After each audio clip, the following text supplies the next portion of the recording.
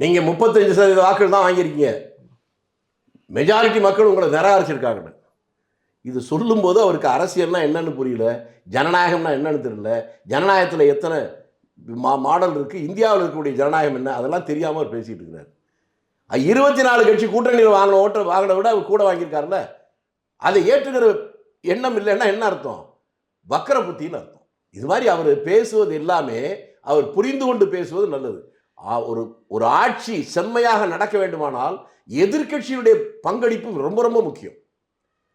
அதை தான் அந்த காலத்தில் காமராஜர் சொன்னது, சட்டமன்றம் என்பது எதிர்க்கட்சிக்குள்ளான இடம்.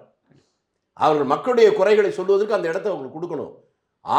அவர் ஆட்சிக்கு பண்ற காலத்தில் ஆளுங்கட்சிக்கு ஒதுக்கின நேரத்தை விட எதிர்கட்சிக்கு ஒதுக்கின நேரம் அதிகமாக இருக்கும். 24 கட்சி கூட்டணி, அவங்க இப்போ ஜெயிச்சிருக்க 65 சீட்டு கூட இந்த 23 கட்சி போட்ட ஓட்டு தானே. அவங்க ராஜினாமா பண்ணுறோம், நாங்களும் ராஜினாமா பண்ணுறோம், தேர்தல் நிற்போம். நான் மறுக்கவே இல்லை. கூட்டணியில் நின்று ஜெயிச்ச நாங்கள் ராஜினாமா பண்ணணும்னு அவங்க சொல்கிறாங்க, ஏற்றுக்கிறேன். நீங்களும் கூட்டணி தானே ஜெயிச்சிங்க, நீங்களும் ராஜினாமா பண்ணுங்க, நாங்களும் ராஜினாமா பண்ணுறோம், 2 பேரும் போட்டி போடுவோம், யார் ஜெயிக்கிறான்னு பார்த்தோம். ஆண்மை இருந்தால் இந்த போட்டியை அவர்கள் எதிர்கொள்ளட்டும்.